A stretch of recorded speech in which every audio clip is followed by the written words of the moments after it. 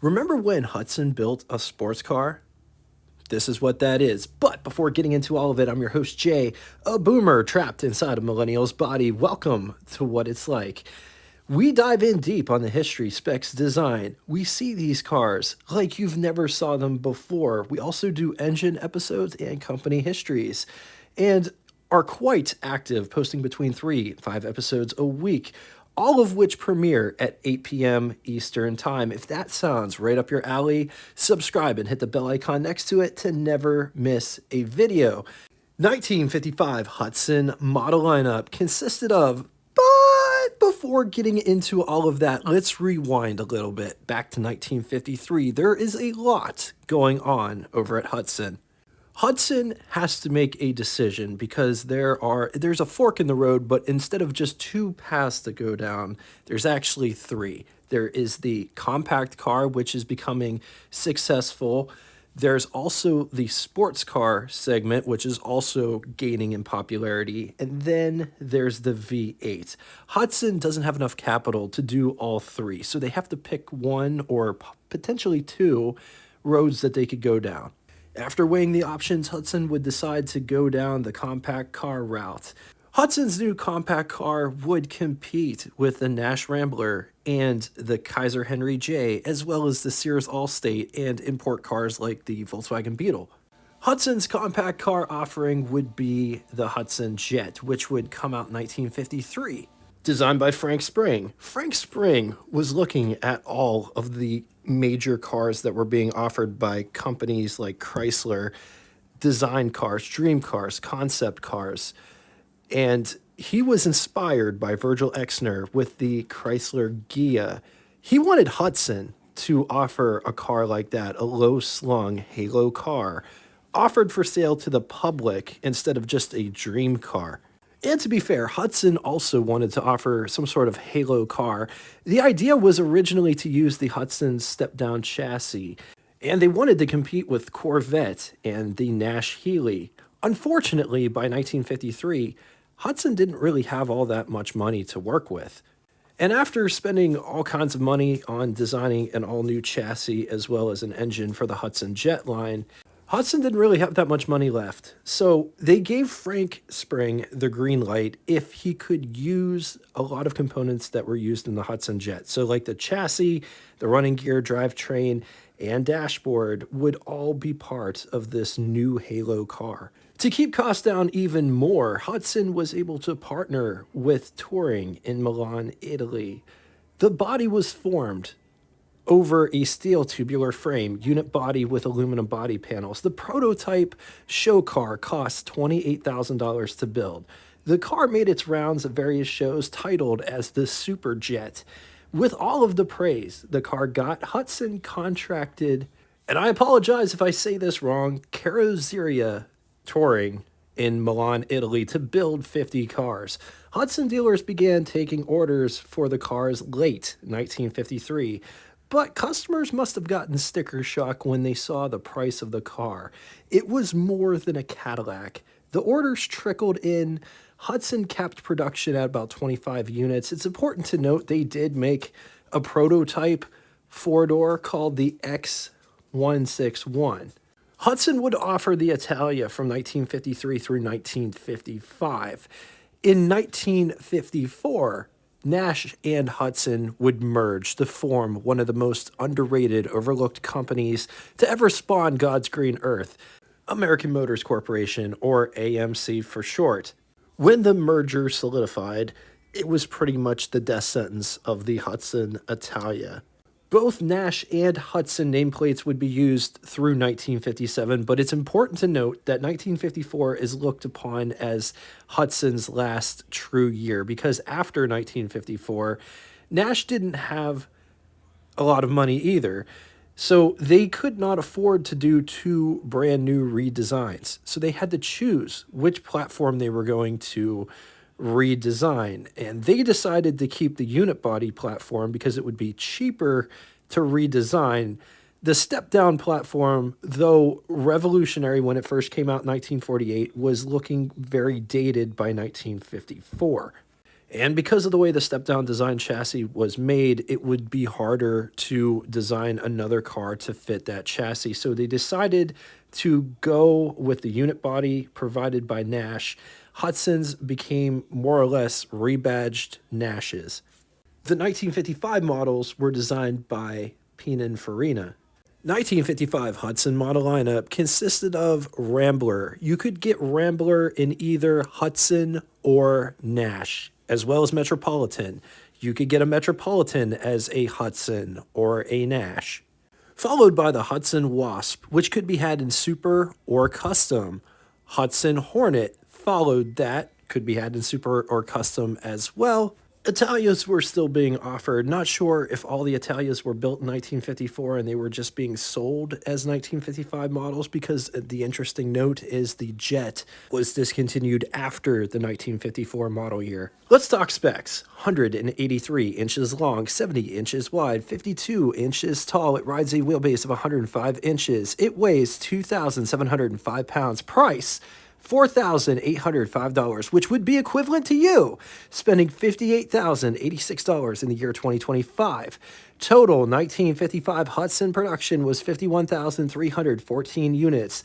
Total Italia production during the course of its whole production run from 1953 through 1955 was only 26 units, and that includes the one prototype. Moving on to engine, only one engine powering this beast. 202 cubic inch displacement, flathead inline 6, 3.3 liters. It's good for anywhere between 106 with a single carburetor or 114 with a dual carburetor at 4,000 RPM, which translates into about 158 pound-feet or 214 newton meters around 2,000 RPM, with a bore of 3 inches and a stroke of 4.8 inches. Compression was 7.5 to 1 for main bearings. When mated with a 3-speed manual transmission, 0 to 60 could be had in 14 seconds, with an alleged top speed of 85 miles per hour, with an average of 13.8 to 15 miles to the gallon. Let's talk styling on this interesting looking Italian car. Look at the bumpers. Let's look at the profile. Hudson badge right there in the center, or the crest. Notice the motif is flipped. Usually on the Hudson cars it's reversed. Check out these headlights.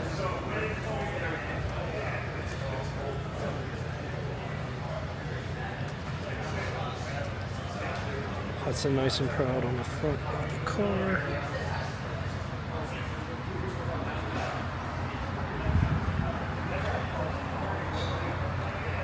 It says Italia on the side. Notice the beltline molding, or trim I should say, going down the beltline of the car. This one's got enclosed wheels, beautiful wire wheels. Fenders are nice and creased. This car does not have a cowl vent per se, but there is an opening of sorts at the base of the windshield. Also notice that chrome, or bright trim I should say. The windshields, yes, the windshield wipers come together. Also take a look at the beading at the base of the windshield. I've never seen anything like that. It goes around the whole windshield. This one has, the mirrors are mounted to the hood. Also notice how this crease just kind of disappears into the bodywork right there. Wraparound windshield. This car has drip rails which start right here. Just look at this door cutout profile, part of the roof. But the drip rails run the length of the car. The length of the cabin of the car.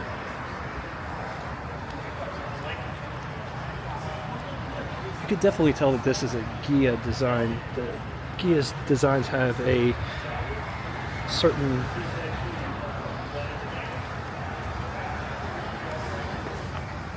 I love this part here. It almost looks like a trident. And I always thought that those were the exhaust pipes, but evidently they're not. So just check out this bumper design. Look at how it comes around, how it comes up. It almost has like a bumperette inside the bumper itself, and then smoothens out, and it does the same thing on the other side. Look at the exhaust pipe. 4 pipes out of a single opening. Gas door back here. License plate is covered. But notice the deck lid.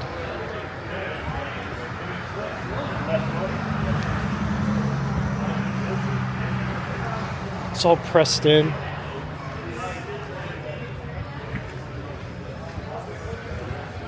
The rear back glass has the same beading effect around it, and the back glass, it's flush here, and then it gets more pressed in as it goes towards the top. Super interesting.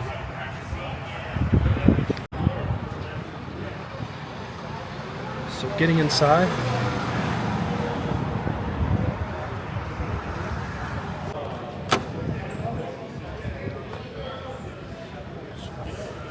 Just notice how the door, how the roof goes with it. Also notice it's all has a material. Notice the material of some sort at the top. It almost feels like a felt. What a cool looking door. It's a very rich material. It feels maybe leather, and it has a nice carpet material at the bottom. Armrest as well as door handle to pull the door shut. There's the window crank. Door handle to get out. Just take a gander at this interior. It's awesome seats.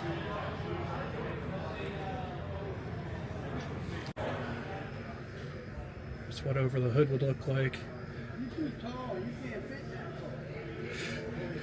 Here's what first person over the hood would look like up above. Just take a look at that headliner. There's an indentation.